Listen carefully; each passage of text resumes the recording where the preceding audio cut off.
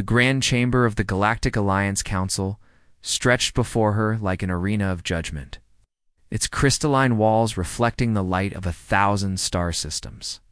Commander Vera Blackstone stood at attention in the center of the vast hall, her scarred face held high despite the weight of countless stares from the assembled delegates. The burns that covered the left side of her face caught the chamber's ethereal lighting, creating patterns that shifted like liquid metal across her damaged skin. "The Council has reviewed your application for reinstatement," Elder Thraxx intoned from his elevated platform, his forearms folded in the traditional gesture of finality. The Vorthak Elder's crystalline exoskeleton gleamed with disapproval. "Despite your previous service record, we cannot in good conscience approve your return to active duty. Before we jump back in, tell us where you're tuning in from, and if this story touches you, make sure you're subscribed, because tomorrow, I've saved something extra special for you." Vera's cybernetic left eye whirred softly as it focused on the Elder, its enhanced sensors, picking up the micro-expressions of disgust that rippled through the assembled species. Her organic right eye, a striking violet that marked her Kyrathian heritage, remained steady and defiant. The scars that ran from her temple to her jaw pulled tight as she clenched her teeth, but she maintained her military bearing. "May I ask for the Council's reasoning?" Her voice carried the slight rasp that had become permanent after the plasma fire that had nearly killed her. But it held no weakness, only controlled fury. Ambassador Zellick of the Altarian Collective floated forward, his translucent form pulsing with colors that indicated distaste. "Commander Blackstone, your injuries are extensive. The psychological evaluation boards have expressed concerns about your fitness for command. The trauma you endured during the siege of Kepler 44 to be the trauma I endured," Vera interrupted, her scarred hand clenching at her side, "was in service to this alliance. I held that position for 72 hours against overwhelming Ravager forces. My unit's sacrifice allowed the evacuation of 3 million civilians. And yet you were the only survivor." Counselor Mexara hissed through her reptilian features, her scales shifting to a hostile crimson. 47 of the Alliance's finest warriors died under your command. Your tactical decisions have been called into question. My tactical decisions saved 3 million lives." Vera's voice rose slightly, the first crack in her composure. Through her cybernetic eye, she could see the Council members' biometric readings spike with discomfort. They didn't want a hero. They wanted a scapegoat. Every soldier under my command knew the stakes. They chose to stand with me. Elder Thraxx raised one of his crystalline hands for silence. "Nevertheless, the Council has concerns about your current state, the extensive cybernetic replacements, the psychological trauma, He paused, his compound eyes focusing on her scars, the visual impact on Alliance morale. "Soldiers need leaders who inspire confidence, not pity." The word hung in the air like a plasma blast. Vera felt the old rage building, the same fire that had kept her alive through 18 surgeries and months of rehabilitation. Hand, a marvel of Kyrathian engineering that had cost her entire pension to acquire. Flexed involuntarily. Preparing and narrating this story took us a lot of time, so if you are enjoying it, like this video, it means a lot to us. Now back to the story. "I don't want pity," she said, her voice dropping to a dangerous whisper that somehow carried throughout the chamber. "I want to serve. I want to continue protecting the citizens of this alliance, as I've done for 15 years. Your service is appreciated." Ambassador Gralmoth of the Nexus Confederation stood, his mechanical augmentations worry as he moved. Of all the Council members, Vera had hoped he might understand, being partially mechanical himself. But his next words crushed that hope.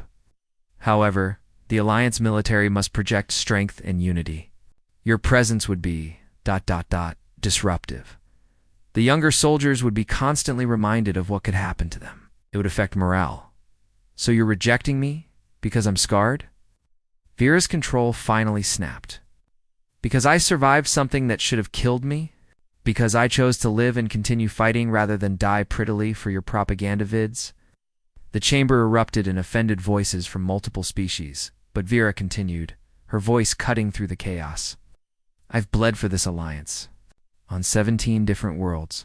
I've led successful campaigns against the Ravagers, the Chrysalid Swarm, and the Void Hunters. My tactical assessments are still required reading at the Academy. But none of that matters because I don't look the part anymore. Commander Blackstone. Elder Thraxx's voice boomed through the chamber's acoustic enhancers, silencing the crowd. The decision is final. Your application for reinstatement is denied. Your service record will be honored, your pension continued, but your active military career is over. You may pursue civilian opportunities or, he paused, his tone becoming patronizing. Perhaps consider the medical corps, where your appearance would be less of a concern among the wounded. Vera stood perfectly still for a moment, her enhanced neural implants processing the full weight of the rejection. Through her cybernetic eye, she recorded every face, every expression of relief and disgust among the council members. Her scarred features remained impassive, but inside, something fundamental shattered. I understand, she said finally, her voice devoid of emotion. The council has made its position clear. You want pretty soldiers for your recruitment posters, not battle-scarred veterans who remind people that war has a cost. She turned to leave, her military boots echoing in the vast chamber. But at the doorway, she paused and looked back, her cybernetic eye glowing faintly in the dramatic lighting. When the next crisis comes in, it will come. Remember this moment. Remember that you chose appearance over experience, comfort over capability. Remember that you had a warrior willing to stand between the Alliance and its enemies, and you turned her away because her scars made you uncomfortable? The massive doors sealed behind her with a definitive hiss, leaving the council in uncomfortable silence. Outside the chamber, Vera leaned against the corridor wall, her scarred hand pressed against her face. The cybernetic components in her body hummed with barely contained energy, responding to her emotional state. She had known deep down that this would be the outcome. The Alliance talked about honor and sacrifice, but they wanted their heroes unmarked and medio-friendly. Commander Blackstone. Vera's head snapped up, her hand instinctively moving to where her sidearm would have been if she'd been allowed to carry one in the council chambers. A young Terran officer stood before her, his crisp uniform marking him as Earth Navy. What caught her attention wasn't his rank insignia or his alert posture, but the way he looked at her directly at her face, without flinching or averting his gaze. I'm not a commander anymore, she said flatly. The council just made that abundantly clear. I disagree, the officer said, extending his hand. Captain Marcus Chen, Terran Expeditionary Forces. I was observing the session from the diplomatic gallery. Biggest waste of talent I've seen in my career. Vera studied him carefully. Was perhaps 35 standard years, with the kind of lean, efficient build that suggested special operations training. His dark eyes held an intensity that reminded her of the soldiers she'd served with, the ones who understood that pretty wars only existed in propaganda films. No offense, Captain, but Earth's military can't override an Alliance Council decision. I'm finished with the Alliance military. Yes, Chen agreed, his hand still extended. But Earth never fully integrated our forces with the Alliance command structure. We maintain our own expeditionary units for specialized operations. Operations where experience matters more than appearance. Vera's cybernetic eye analyzed his biometric steady heartbeat. No signs of deception, slight elevation in adrenaline suggesting excitement rather than fear. Slowly, she took his offered hand, noting that his grip was firm and that he didn't hesitate when touching her scarred skin. What are you suggesting, Captain? I'm suggesting that the Terran Expeditionary Forces could use someone with your tactical expertise. We're forming a new unit mixed species, unconventional warfare focus. The kind of unit where battle scars are a qualification, not a disqualification. The Alliance won't approve. The Alliance doesn't have to, Chen interrupted. With a slight smile, Earth's military compact allows us to recruit from any species for our independent forces. We can't offer you an Alliance commission, but we can offer you a Terran one. Full command authority, your choice of personnel, and missions that actually matter instead of parade ground politics. Vera felt something she hadn't experienced in months' hope, but years of military service had taught her to be cautious. What's the catch? Earth wouldn't break protocol without a reason. Chen's expression grew serious. You're right. We've been tracking increased Ravager activity in the Outer Rim sectors. Small raids, testing defenses, but following patterns that suggest something bigger coming. The Alliance Council wants to believe the threat is contained, but our intelligence suggests otherwise. We need experienced commanders who've actually fought them, not Academy graduates who've only seen them in simulations. And you want the scarred reject, because you held Kepler-4 for 2B for 3 days with a depleted battalion against a full Ravager assault force, because your tactical innovations in that battle are still classified above most officers. Clearance levels, because you survived when survival was impossible and came back ready to fight again. Chen paused, his gaze steady. And because anyone who can face down the entire Alliance Council like you just did has the kind of steel we need? Vera processed this, her enhanced neural implants running probability calculations. It could be a trap, a way for the Alliance to sideline her completely, but her cybernetic eye detected no deception in Chen's biometrics, and more importantly, her soldier's instincts, the ones that had kept her alive through dozens of battles, told her he was genuine. This unit of yours, she said slowly, would I have real autonomy? No political interference? Within mission parameters? Yes. We operate on the frontier, Captain. Pretty speeches and parade uniforms don't stop Ravager claws. Results do. And my appearance? Chen actually laughed, a short, sharp sound. Have you seen some of our veterans? Half my current team has enough. Metal in them to set off civilian scanners at 50 meters. We judge by capability, not cosmetics. Though I should warn U-turn, military culture is different from the Alliance. We're less formal, more direct, and we have an unfortunate tendency to celebrate our scars rather than hide them. For the first time in months, Vera felt the corner of her scarred mouth twitch upward in what might have been the beginning of a smile. When do I start? Transport leaves for Armstrong Base in 6 hours. That should give you time to collect your personal effects and decide if you really want to throw in with Earth's military misfits. Chen pulled out a data pad and transferred a set of coordinates. Bay 47, civilian docks. Look for the ship with more weapons scarring than paint. As he turned to leave, Vera called after him. Captain Chen, why were you really in that gallery? He paused, glancing back with a knowing look.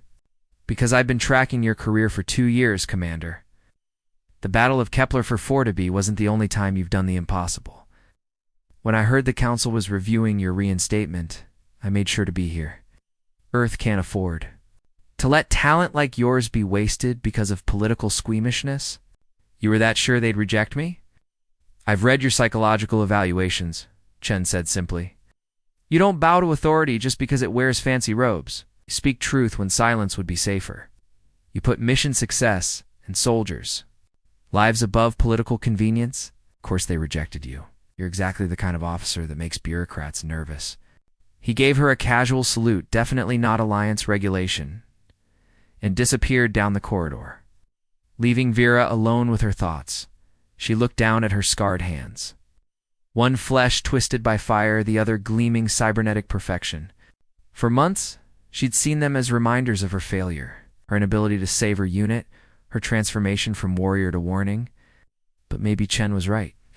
Maybe they were qualifications, proof that she'd been tested in ways that Council's pretty officers never would be. Vera pushed off from the wall and headed for her temporary quarters.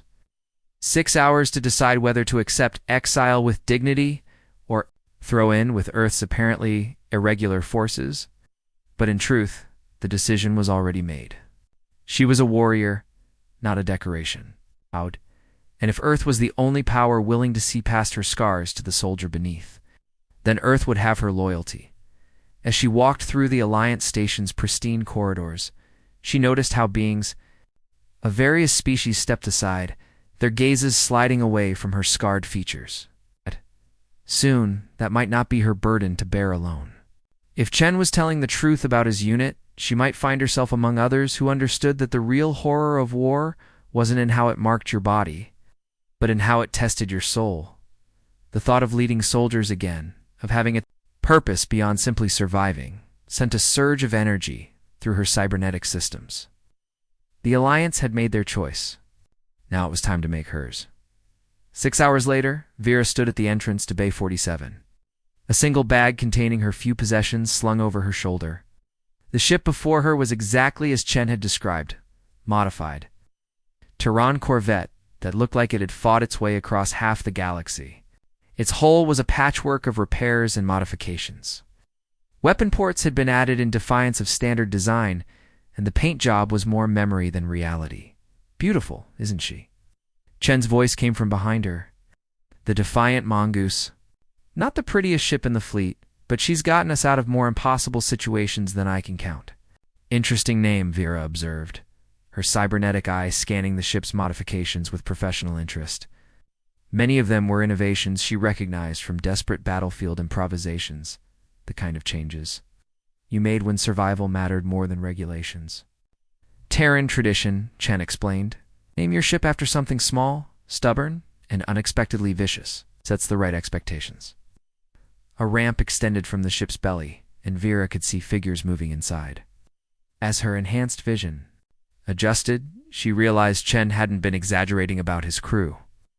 The loading chief directing cargo operations had a prosthetic arm that looked like it had been built for function over form. One of the security officers had facial scarring. That rivaled her own, though his looked like claw marks rather than burns. Second thoughts, Chen asked. No, Vera said firmly, adjusting her bag and starting toward the ramp. Just appreciating truth in advertising. As she boarded the defiant mongoose, leaving the Alliance's gleaming station behind, Vera felt something she hadn't experienced since waking up in the medical ward months ago: anticipation. The Alliance had rejected her for the very scars that proved her worth. But here among Earth's irregulars, those scars might finally mean something more than survival. They might mean she'd found a new home, the Defiant. Mongoose's crew deck was a study in organized chaos that immediately set Vera's tactical mind at ease. Unlike the sterile perfection of Alliance vessels, this ship showed the wear of actual combat use. Weapon racks held modified armaments that would make regulation officers weep. Tactical displays showed real-time threat assessments instead of bureaucratic readiness reports. And the crew moved with the efficient urgency of people who'd learned that seconds mattered in a firefight. Commander Blackstone, Chen announced as they entered the main briefing room.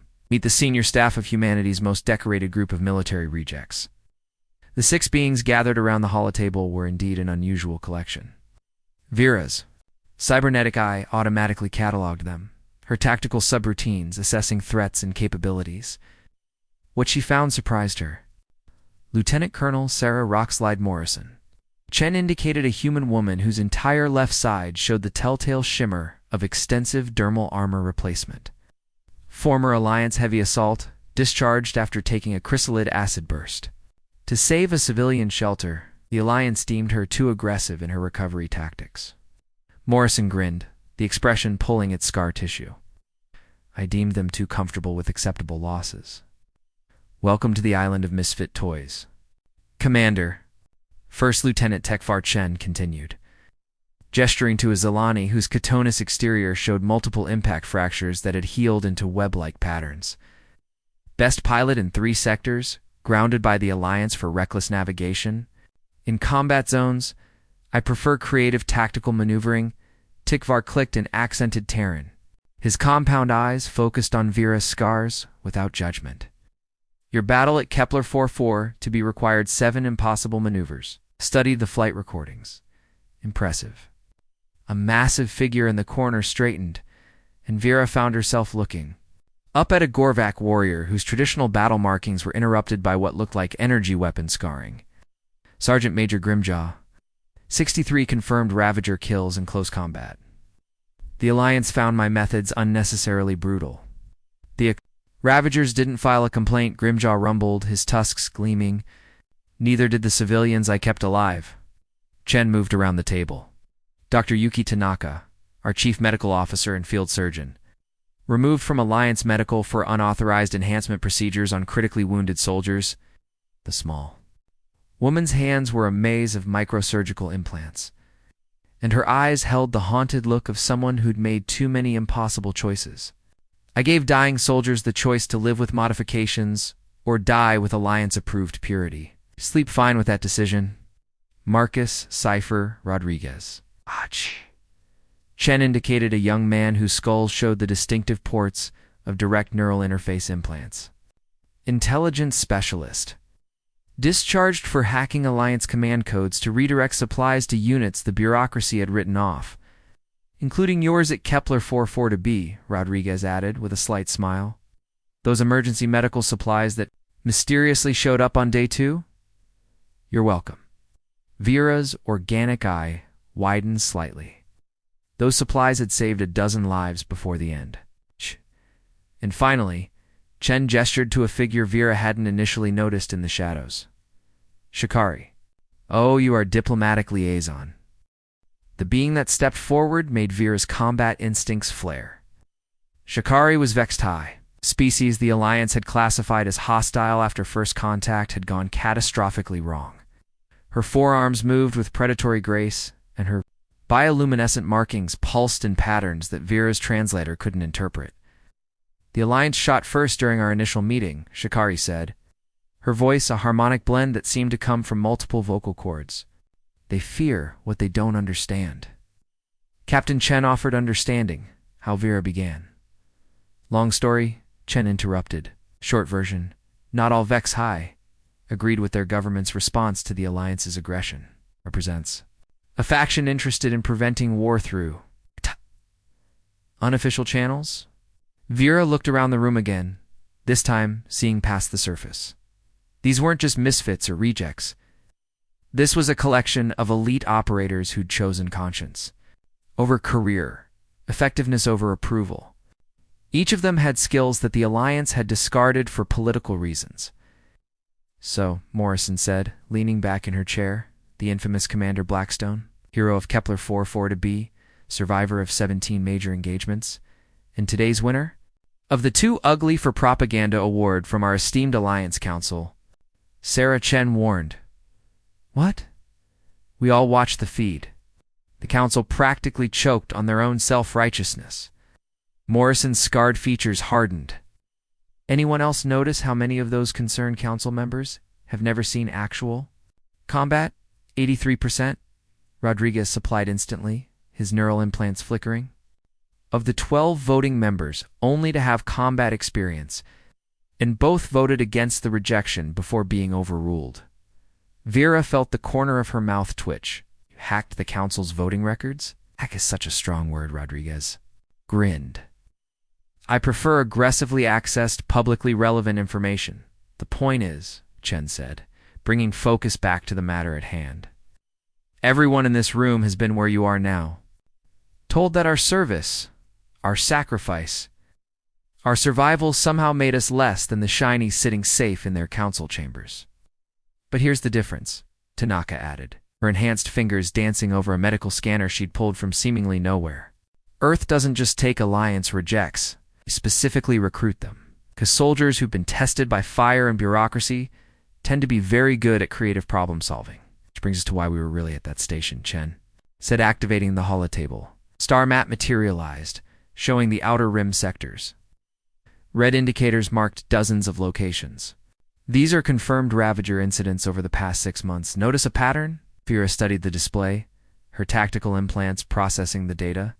The pattern jumped out immediately. Now they're probing. Testing response times, defensive configurations, supply lines. This isn't random raiding. Exactly what we concluded. Tikavar clicked approval. The Alliance insists they're desperate remnants. Disorganized survivors. The Alliance is wrong, Grimjo growled. I've fought Ravagers for 2 decades. These attacks show planning, coordination. They're building to something. Chen nodded. Our intelligence suggests a massive assault within the year. Problem is, the Alliance won't listen to warnings from Earth's irregular forces. They're too invested in their narrative that the Ravager threat is contained. So you need someone with Alliance credibility to help make your case, Vera said. Understanding dawning. We need someone who's fought them successfully, Chen corrected. Your tactics at Kepler 44 to be disrupted their entire assault pattern. You found weaknesses no one else had identified. We need that expertise. Plus, Morrison added, with a dark grin, nothing says, told you so, quite like the reject commander saving the Alliance's collective. Asses when their pretty officers fail. Shikari's markings pulsed in what Vera was beginning to recognize as amusement. The humans have a saying, success is the best revenge. My people have a similar concept, though it translates more to survival while your enemies burn. Charming, Tanaka murmured. Remind me to update your psychological profile. The mission, Chen continued, is to investigate these Ravager movements. Identify their staging areas, and if possible, disrupt whatever they're planning. All while operating outside official Alliance channels with minimal support against an enemy that's destroyed entire fleets. So, a typical Tuesday for this crew, Rodriguez quipped, though his fingers were already dancing over his interface. Pulling up tactical data, Vera found herself genuinely smiling for the first time in months. You're all insane. Sanity is overrated, Morrison countered. So is official approval, proper equipment, and adequate backup. We make do with skill, stubbornness, and a ship held together by spite and superior firepower. You haven't asked about terms, Chen noted, watching Vera carefully. Don't care, Vera replied immediately. You're offering me a chance to do what? I do best protect people from threats the politicians refuse to see. The pay is irrelevant. Good answer, Grimjaw approved, though Earth's combat pay is better than the Alliance. And they count scars as service decorations. We'll need to integrate your combat protocols with our systems, Rodriguez said, already. Working. Your cybernetic architecture is fascinating. Kyrathian military grade with some interesting aftermarket modifications. Had to rebuild after Kepler, Vera explained. Alliance Medical wanted to go minimal, keep me presentable. I used my combat bonus to get upgrades that would keep me combat effective instead. Smart Tanaka approved. I can enhance those further if you're interested. As refined as Kyrathian, but we excel at combat applications. The commander needs to see our operational capabilities before making any decisions, Chen interrupted. Tekvar, set course for the Nexus platform. We'll use the transit time to bring Commander Blackstone up to speed on our methods. As the crew began to disperse, Morrison paused beside Vera. Fair warning, Chun's command style is nothing like Alliance standard. He trusts us to do our jobs without micromanagement. Gives orders when needed but expects initiative. It's adjustment after Alliance rigid protocol. Sounds refreshing, Vera admitted. It is. Also terrifying at first. No one to blame when things go wrong but yourself. Morrison's scarred face grew serious. But I've served under a dozen commanders, Alliance and Earth. Chen's the only one who ever asked my opinion on tactics, then actually listened. Even with this, she gestured at her rebuilt side, speaking for me. As Morrison left, Vera found herself alone with Chen in the briefing room. The star map still glowed between them, red markers like drops of blood against the darkness. Second thoughts? Chen asked, echoing his earlier question. No, Vera said, studying the Ravager attack patterns. But I need to know something. Earth. Why are humans the only ones recruiting Alliance rejects? Chen was quiet for a moment, then brought up a different display. It showed Earth, blue and green and achingly beautiful against the void. Because we're newcomers, he said finally. Barely 70 years since first contact, the Alliance sees us as useful soldiers, but primitive compared to their ancient civilizations. We don't have their technology, their history, their refined sensibilities. He paused, meeting her eyes directly. But we have something they've forgotten. We remember being the underdog. We remember fighting with inferior equipment against superior enemies. We remember that pretty speeches don't win wars, determined. Soldiers do. And we learned early that, when you're outnumbered and outgunned, you can't afford to waste talent because of how it looks. That's why you recruit the rejects. That's why we specifically look for them, Chen corrected. Every species in the Alliance has warriors who put mission over politics, who survived when they should have died, who chose ugly victory over beautiful defeat. The Alliance discards them. We collect them. He gestured at the ship around them. The defiant mongoose runs on salvaged parts and stubbornness. Her crew is a mix of species that shouldn't work together. By every Alliance metric, we should fail. Instead, We have the highest mission success rate in the Outer Rim, because you're not fighting by their rules, because we're fighting to win. Not to look good in the after-action reports. Chun's expression hardened. The Ravagers don't care about our politics or our scars. They care about conquest. And when they come in, they will come. The Alliance is going to need soldiers who understand that. Vera looked at the tactical display again, her mind already analyzing patterns, identifying weaknesses. For months, she'd felt like a relic, a broken remnant of a battle everyone wanted to forget. But here, among Earth's irregulars, her scars weren't shameful reminders. They were proof of survival, qualification for the real war that was coming. "When do we start?" she asked. Chen smiled, and it was the smile of a predator who'd just gained a powerful ally. "We already have. Welcome to the Terran Expeditionary Forces, Commander Blackstone. Let's go remind the galaxy why humans make dangerous friends and worse enemies." As if on cue, the ship's engines hummed to life, and Vera felt the subtle shift. That indicated they were breaking dock. Through the viewport, she watched the Alliance station grow smaller. Its perfect lines and gleaming surface, a stark contrast to the battle-scarred vessel carrying her toward a new future. Commander T. Kavar's voice came over the comm. "We're clear of station control, awaiting your navigation confirmation for transit to Nexus platform." Vera looked at Chen, who nodded. Her first official act in Earth service. "Confirmed, Lieutenant." "Best speed to Nexus," she paused, then added. "And Lieutenant? Feel free to use some of that creative tactical maneuvering if it shaves time off our transit." Tikvar's clicking laughter echoed through the comm. "With pleasure, Commander. Strap in, everyone. We're about to remind Physic why it's more of a suggestion than a law." The ship surged forward, and Vera had to grab the table as the inertial dampener struggled to compensate. Around her, she could hear the crew settling into their routines. The comfortable chatter of people who trusted each other absolutely. "Fair warning," Chen said as they both held on. "We tend to interpret regulations creatively. Speed limits, weapon restrictions, diplomatic protocols. More like guidelines, really." "After today's council meeting," Vera replied, feeling the ship's unconventional modifications kicking in. "I'm done with regulations that value appearance over results." Another surge of acceleration, and this time Vera heard Morrison whoop from somewhere else on the ship. These people were nothing like her previous crews. Too loud, too irregular, too willing to bend rules. They were exactly what she needed. She said as they finally reached stable velocity, "I need to review all the Ravager attack data. Everything you have, classified or otherwise. Rodriguez is already compiling it. Should be on your terminal by the time you reach your quarters." He paused. "Deck 3, Cabin 7. It's not much. Does it have a bunk and a tactical display? But then it's perfect."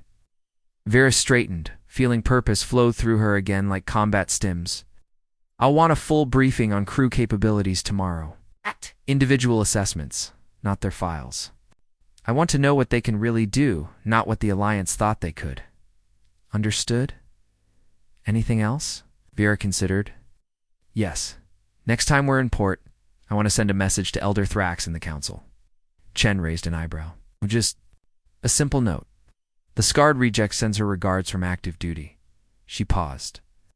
"Make sure to attach a hala of me in Terran uniform, the full tactical kit."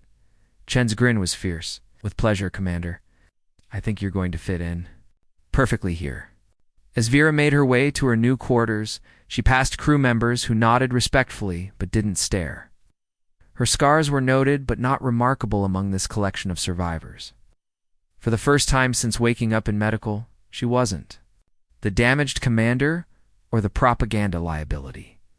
She was just another warrior with visible proof of hard choices and harder battles, and somewhere out in the darkness, the Ravagers were preparing their assault, confident that the Alliance's pretty officers and political commanders would respond predictably.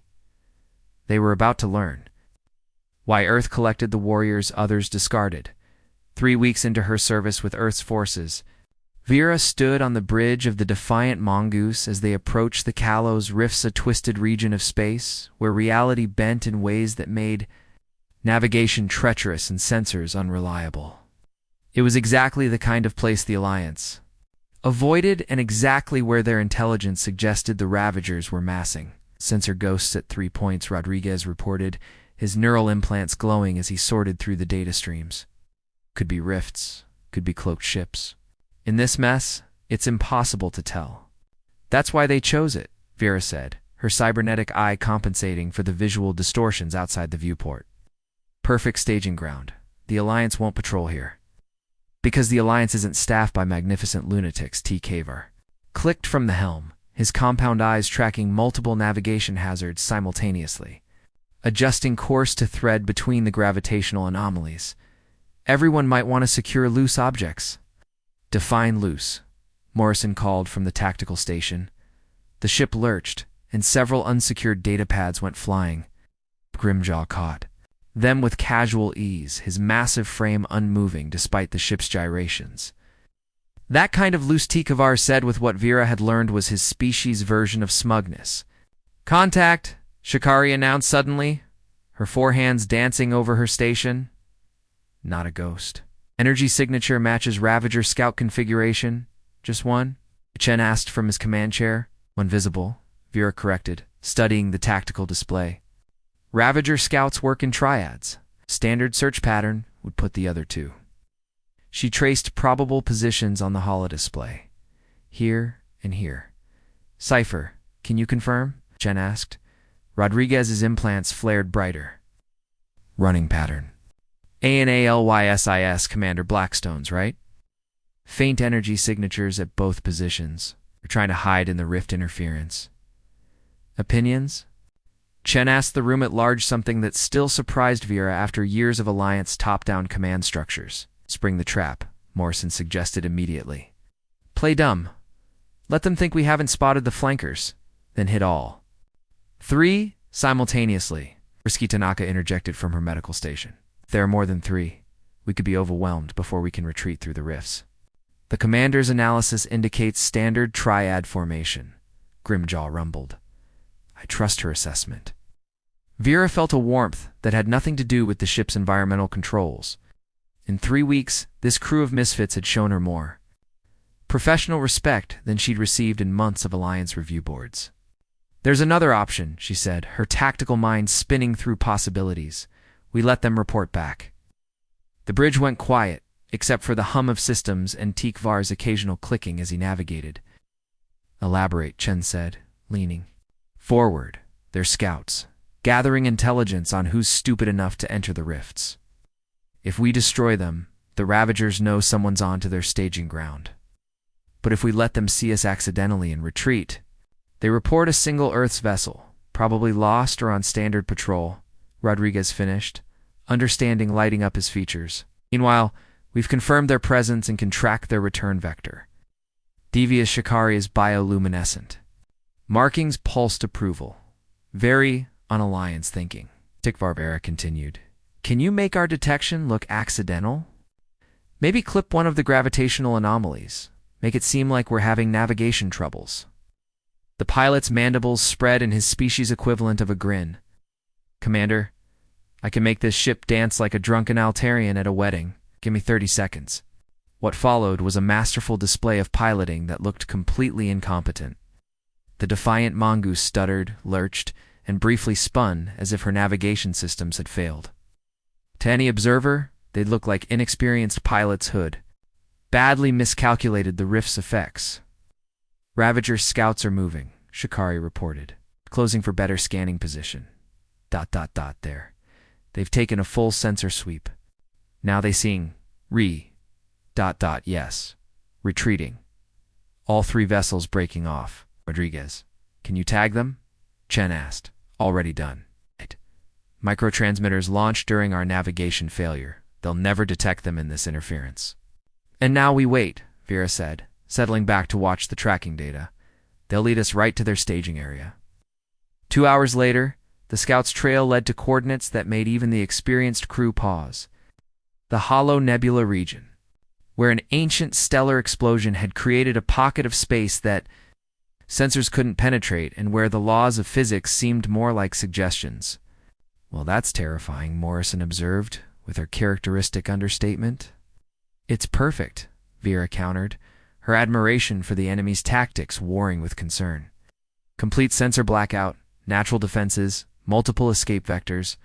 They could have a full invasion fleet in there, and we'd never know until they emerged. The Alliance definitely won't investigate this, Chen said. It's too dangerous, too far from established routes, and officially classified as uninhabitable. So, what do we do? Tanaka asked. Vera stood, moving to the tactical display. The cybernetic components in her body hummed with increased activity as she processed variables.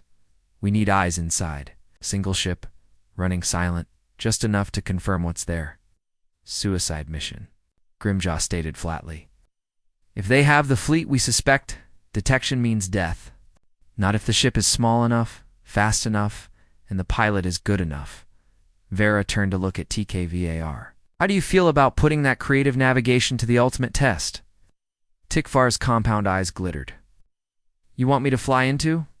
A nebula that eats ships, past unknown numbers of Ravager vessels, gather intelligence, and get out alive.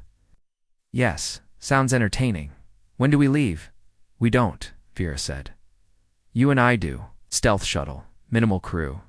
The mongoose is too large and too valuable to risk. Permission to lead the reconnaissance mission. Chen studied her for a long moment. In the Alliance, such a request would have triggered hours of debate and forms.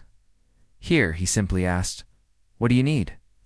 Our best stealth shuttle, Tikvar at the helm, and someone who can gather maximum intelligence in minimum time. That would be me, Rodriguez volunteered immediately. My implants can process data faster than any standard system.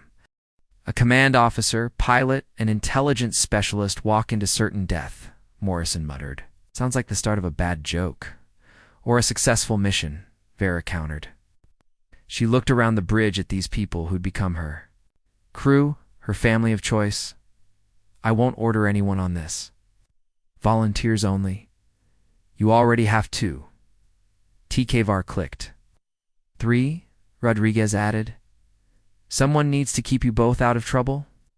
I'll prep the shuttle, Grimjo announced, heading for the door. If you're going to die gloriously, at least do it in properly maintained equipment. Such confidence, Vera said dryly. You survived Kepler 44-B, the Gorvok rumbled. This is merely extremely dangerous. 8 hours later, Vera sat in the co-pilot seat of the stealth shuttle Whisper's Edge, watching Tikavar's hands dance over controls with artist-like precision. Behind them, Rodriguez was wired into every system the small craft possessed. His consciousness extended through the shuttle's sensors. Entering the nebula's outer edge, Tekvar reported, switching to manual navigation. From here on, it's instinct and prayer. Whose gods are we praying to? Rodriguez asked. All of them, TKVAR replied. I'm not picky in situations like this. Nebula swallowed them like a living thing. Vera's cybernetic eyes struggled to process the chaotic energies swirling around them. It's finally giving up and switching to tactical overlay mode.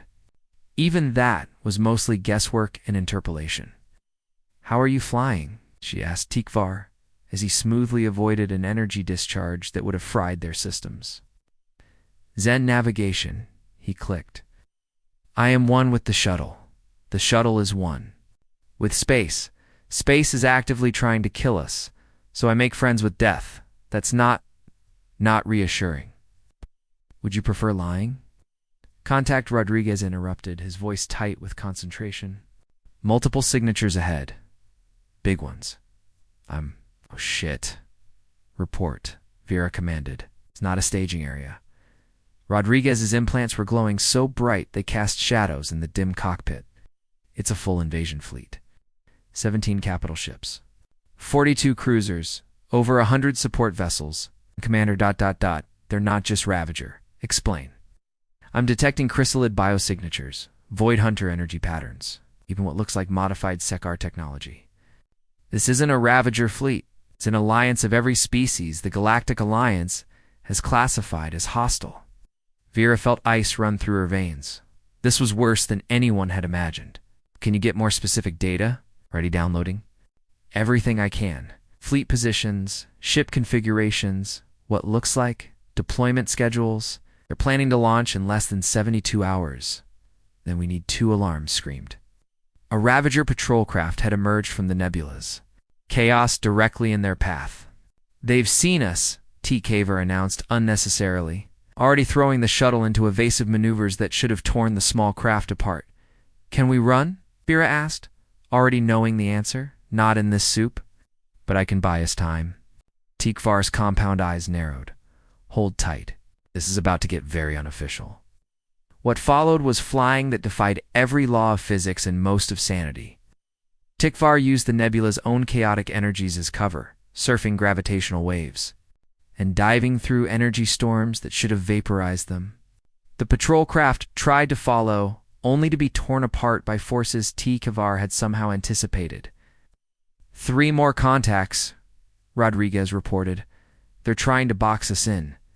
Let them try, TKVAR muttered, executing a maneuver that Vera's cybernetic. Systems classified as theoretically impossible. But even Tikvar's genius had limits. More ships were converging, and their options were shrinking. Vera made a command decision. Rodriguez, can you type beam our data back to the mongoose? Through this interference? Maybe, but it'll light us up like a beacon. Do it. Everything we've gathered include recommendations for Alliance emergency protocols. Commander, that's an order. Tikvar, once he transmits, plot a course deeper into the nebula. Make them chase us away from the mongoose's position. Understanding dawned on both her companions. You're making us bait, Rodriguez said. I'm ensuring the intelligence survives, Vera corrected. The Alliance needs to know what's coming. Rodriguez's fingers flew over his interfaces. Compiling, transmitting ... done. And Commander. I added something extra. Authentication codes proving this comes from you. The Alliance can't ignore intelligence from the hero of Kepler 4 for 2B, even if she is too scarred for their propaganda, Vera added with dark humor. Especially then, TKVAR clicked. Now hold on. We're about to find out if this shuttle can do things even I haven't thought of. The next few minutes were a blur of impossible maneuvers, near misses, and the constant scream of overtaxed systems. They led their pursuers on a chase deeper into the nebula, away from any path back to the mongoose, just when Vera thought they'd run out of miracles. Space itself seemed to tear open ahead of them. Not a rift or anomaly, but weapons, fire massive, coordinated, devastating. The defiant mongoose burst through the nebula's wall like an avenging angel. Her unofficial weapons modifications firing in patterns that shouldn't have been possible. Miss us? Chen's voice crackled over Combs. Captain Vera breathed. What are you doing here, collecting our people? Morrison's voice cut in. Did you really think we'd let you have all the fun? The mongoose's weapons carved through the Ravager, pursuit craft with surgical precision. But more were coming, many more. We've got about 30 seconds before the entire fleet responds, Chen said. TKVAR, can you dock while we're moving? Can I, Captain? I'm hurt you even ask. The pilot was already aligning with the mongoose's shuttle bay, matching her evasive patterns perfectly. They made it with seconds to spare. As the shuttle locked into place, the mongoose was already turning, fleeing back toward the nebula's edge as hundreds of enemy signatures began converging on their position. All hands, Chen's voice echoed through the ship. Prepare for emergency. Jump! We're leaving the hard way. Is there an easy way? Vera asked as she TKVAR and Rodriguez rushed to the bridge. Not in our vocabulary, Chen replied. The next hour was a running battle through the nebula as the mongoose used every trick, every modification, every bit of her crew's hard-won experience to stay ahead of the pursuing fleet. They emerged into normal space, battered but intact, immediately jumping to FTL before their enemies could follow. Rodriguez, did the data get through? Vera asked as they finally reached safe space. Confirmed. The mongoose received everything, and already forwarded it to Alliance Command with maximum priority tags. He paused. Response time was ... unusually fast. They're taking it seriously. They'd better, Morrison growled. 72 hours isn't much time to mobilize a defense. Commander Blackstone, Chen said formally. You just provided intelligence that may save billions of lives. The Alliance will probably find a way. To take credit while mentioning we were lucky, Vera finished. I don't care. The warning is delivered. That's what matters. Actually, Rodriguez said, his implants flickering as he accessed incoming communications. You might want to see this. The main display lit up with an official Alliance communication. Elder Thraxx himself appeared, looking significantly less composed than during Vera's rejection hearing. Commander Blackstone, the Elder began, and Vera noted he used her rank without hesitation. The intelligence you've provided has been verified by our deep range sensors. The Alliance owes Earth's forces, a debt of gratitude. Your warning has given us the time we need to mount a defense. He paused, clearly struggling with his next words. The Council was hasty in its judgment. Your scars clearly haven't diminished your capability. If you would consider... Vera stepped forward, cutting the recording. Rodriguez, prepare a response. To record, she straightened. Every inch the commander despite her scars. Or perhaps because of them. Elder Thraxx. The intelligence was gathered by the combined efforts of Earth's Terran Expeditionary Forces. My pilot, Lieutenant TKVAR, flew an impossible mission. Specialist Rodriguez processed data that your systems couldn't have handled. Captain Chen and the crew of the Defiant Mongoose risked everything to extract us. We are not Alliance forces. We are Earth's irregulars, the ones you rejected for being too scarred, too aggressive, too unwilling to let people die for political convenience. She paused, letting that sink in. Will share all tactical data on the enemy fleet. We'll even coordinate with your forces for the defense. But understand this, we do it as equals, not as subordinates begging for acceptance. You had your chance to claim us. Now we fight on our own terms. Send it, Rodriguez asked. Send it. Yes. The message went out. Chen moved to stand beside her. You just turned down reinstatement with the Alliance. I turned down returning to a system that values appearance over ability, Vera corrected. Besides, why would I leave? I have the best crew in known space, a ship that defies physics through pure stubbornness, and a captain who actually listens to his people. Don't forget the exciting missions that nearly kill us, Morrison added. And the creative interpretations of regulations, Tikavara clicked. And the medical officer who will rebuild you better than before if you do get killed, Tanaka chimed in. Face it, Commander Grimjaw rumbled. You're one of us now. Too stubborn to die, too scarred to care about appearances, and too good at your job for the politicians to handle. Vera looked around at her crew, her family, and felt something she hadn't experienced since before. Kepler 4 to be. Complete acceptance. Not despite her scars, but because they proved she was one of them. A survivor. A warrior who chose victory over beauty. All right then, she said, a real smile pulling at her scarred features. Let's go save the Alliance that rejected us. Someone has to show them how it's done. Now that, Chen said with satisfaction, sounds like the Commander Blackstone I recruited. Rodriguez set course for the Alliance staging area. Best speed. Course laid in. Though I should mention we'll arrive before most of their pretty ships. Good, Vera said, settling into what had become her station. We'll have time to set up a proper defense. One that assumes the enemy wants to win, not just look good losing. As the Defiant Mongoose jumped back to FTL, racing toward a battle that would determine the fate of civilizations, Vera touched the scars on her face. Once, they'd been a mark of shame, proof that she'd survived when others hadn't. Now she understood them better. They were proof that she'd earned her place here, among Earth's magnificent misfits. The Alliance had rejected her for being scarred. Earth's forces had welcomed her. For being tested, and in less than 72 hours, she'd helped prove which philosophy won wars. Up next, you've got 2 more standout stories right on your screen. If this one hit the mark, you won't want to pass these up. Just click and check them out. And don't forget to like, subscribe, and turn on the notification bell so you don't miss any upload from us.